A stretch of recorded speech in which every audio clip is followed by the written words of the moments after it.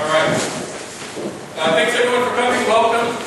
This is another in a series of events that we put on every month. We put on something called CFEDC Presents, and I'm going to turn in just a minute to the issue at hand this evening, which is transportation, which I think all you know is a very, very important issue for the economic prosperity of this region. But as is typical, I'm going to say a word or two about our organization.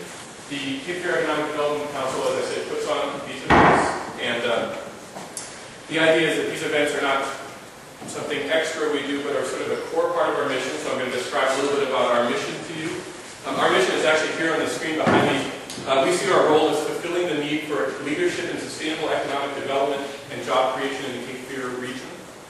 And we have a vision for the economic future of this area that includes, we want our work to be actionable. That is, we want to get people together and make sure we're sort of moving forward on things. We want all of our actions to be sustainable.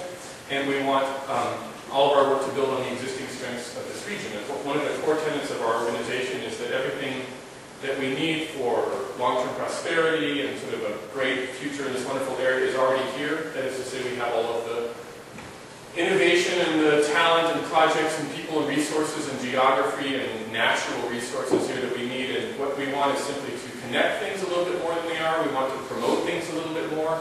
And we want a little bit of leadership. So we're stepping in, and we have formed this organization in order to just push it along a little bit more. So it's regular people like me and some of the board members who are here have just said we want to find people like ourselves, work at these goals, that is, of fulfilling the job of leadership and sustainable economic development, and to do so by paying a lot of attention to quality of place. So like you all, we think that perhaps the most important factor in the long-term prosperity of this region is its quality of place. And I think everyone is here, raising families here, and doing business here, and having ideas here, and meeting people here because they think it's such a fantastic place to be. So quality of place has a lot to do with education. We want people who are moving here or who are already here to think there's great educational opportunity for themselves and for their families.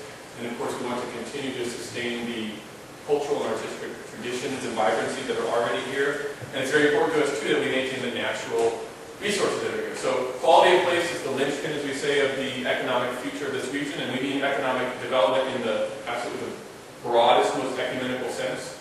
And so we have meetings like this. We've had, in the last several months, we've had this series, and we've talked about biofuels in this area. We've talked about community-supported agriculture. We've talked about marine biotechnology, which is a great sort of leading industry in this area. We talked about we had an event on finances, so microfinances, starting a business, entrepreneurship. These are all things that we get up to. And as I said, it's not incidental that we have these meetings. These meetings are how we do this work. We want to connect people. We want to promote these things to people. So we take videos. We put this online, and people search for Wilmington and say, there's a lot of sustainable economic development going on down there. So you all are involved in that as well. And I'm going to say just a couple words about what we've been up to. So since we spoke last, within the last month, we've sort of formalized a membership arrangement with the Cape Fear Economic Development Council. And I will refer you to a page on our website where you can learn more about participating with us. So we've had several people join already, and the idea is if you want to get work with us, if you want to be part of this, and be a partner of ours, we have a membership model that will support that. If you want to be a business participating with CFEDC, there's a business membership that will allow you to do the sorts of things like having your banner and sponsoring events just like this. So I'll show you the webpage for that. I wanted to mention we have a staff member, and in the same meeting I'm going to introduce him and then also say thank you for being here, because he started with us and he's been going like gangbusters for a week. His name is Ryan Weatherton, and he's just finishing up the MPA program. And now he's moving to Charlotte. So he was with us for the last month, and he's been doing lots of work to help us with the membership and to help us with events like this one and one I'm going to tell you about in a second. But his wife has taken their family to Charlotte, where he's going to do stuff like this over there. So he can't be here tonight, but he's been doing some tremendous work for us. I wanted to mention that we had him. I think we're also now, again, looking for some staff support, so maybe you can talk to us about that. And then, as I said, every month we're going to have events like this. This is part of this series that CFEDC presents. Next month we have an even more special one, and that is we have a prominent national new urbanist. His name is John Norquist.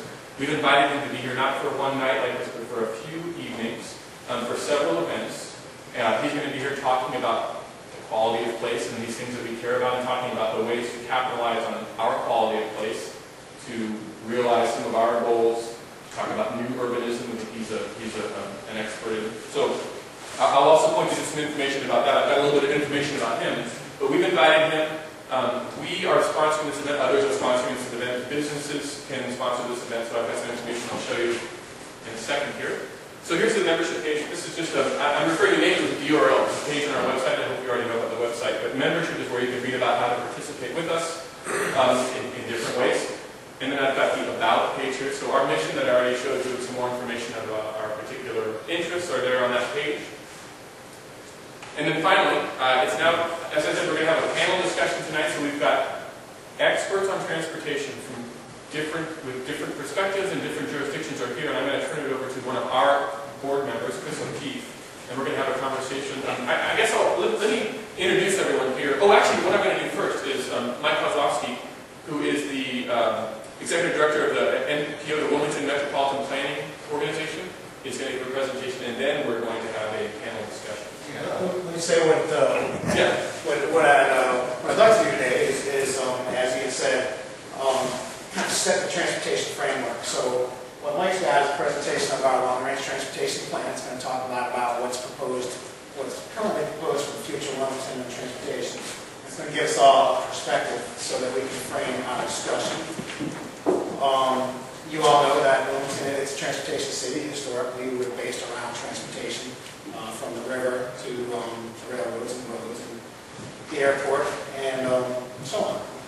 But we do have a great panel, and I know that one of our goals tonight was to try to make it much more of a discussion than a presentation format. But we did want to do a good presentation to start out with to get us all on the same page. So let's do it that way. Let's let Mr. Kozloski start, and then we'll talk about panels. Well, I didn't know that I was going to be the only one giving a presentation.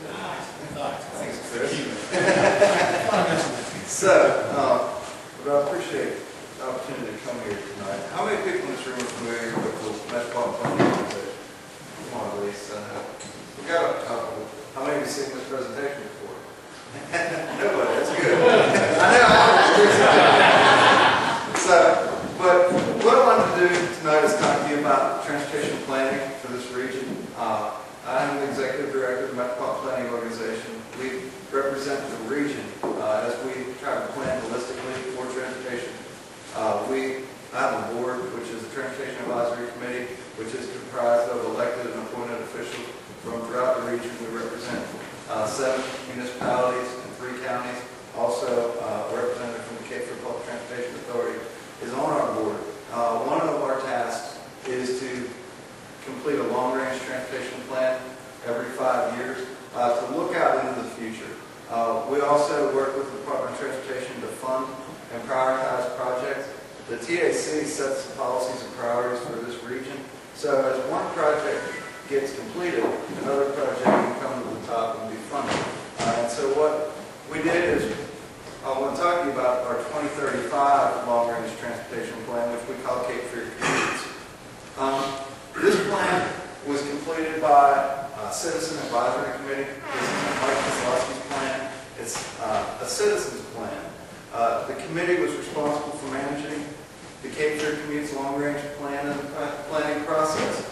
Each of these members was appointed by a member of the Transportation Advisory Committee. As I mentioned, this is a 25-year plan. It looks at transportation planning for the region on a holistic approach. It is a federally mandated project and plan for the region. Again, regional plan addresses New Hanover County, all of New Hanover County, the northeastern portion of Brunswick County, as well as coastal Penner County, which is the Hampstead area. It's a multimodal plan. It addresses all modes of transportation. It's not just focusing on highways, but all modes, which include buses, ferries, bicycle and pedestrian accommodations. I know members of the board, the panel will be talking to you about those this evening. It was driven by the public. There was a massive public outreach effort and campaign associated with this planning process. We received over 3,200 surveys from the community. They went as far as Raleigh, but they identified what transportation initiatives and ideas needed to be addressed over the next 25 years. The Citizen Advisory Committee, which was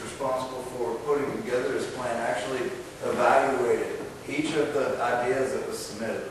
They spent countless hours developing this plan. They initially started out thinking that, yeah, we can get this plan done in a year and then meet once a month. They met once a month for the first 6 months. After that, they met twice a month for a year and a half just to develop this plan. So that just tells you how much time, effort, and energy was associated with this effort. We conducted speaking tours. We've come to organizations like this, to the Chamber of Commerce, to the Realtors Association, to get feedback on these ideas. We also had 6 public outreach efforts where we set up open houses and asked the community what they desired. And then there were 3 public open houses in March and April of 2010 to present the draft plan before we presented it to each of the municipalities and counties within the MPO. As I mentioned, the Citizen Advisory Committee developed a mission for this planning effort. They wanted a plan that was driven by values and a plan that was for a safe, efficient, appropriate, responsible, integrated and multimodal transportation system. So they wanted to look at this system for a holistic approach and how each of these projects impacted the other. It was driven by values. What we did is we input data into our transportation model, which was recently updated September of 2009. What that did is it allowed us to look at each project and determine how it was going to impact the roadway network, the public transportation network for the region. And then a scoring was associated with each of those.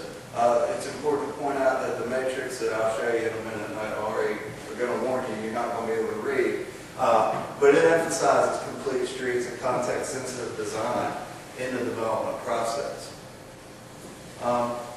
We looked at objective criteria like travel time.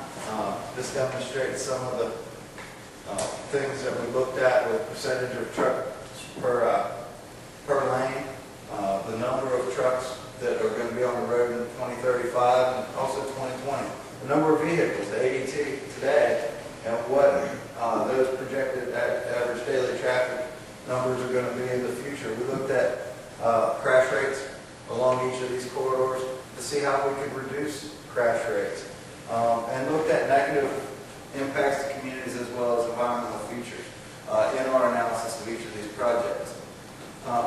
As I mentioned, we did use the MPO travel demand model. As you can see on this map, this demonstrates 2035 without the Cape Fear Skyway, or with the Cape Fear Skyway, excuse me. And you can see all the red and all the orange. The red is what is projected to be a level of service F in 2035, even with the improvements that we've planned today. Those that are in orange are level of service E. The model, as I mentioned, projected future growth. What we did is we prepared socioeconomic data that was input into this model. We looked at where did we foresee commercial growth, and then also housing, and input that data, and then also evaluated each of the projects based on that information. As I mentioned earlier, the plan has to be fiscally constrained. So what we did is we looked at our estimated transportation revenues over the next 25 years to see where we were receiving a lot of our dollars. As you can see, we projected to receive about $2.1 billion in revenue over the next 25 years.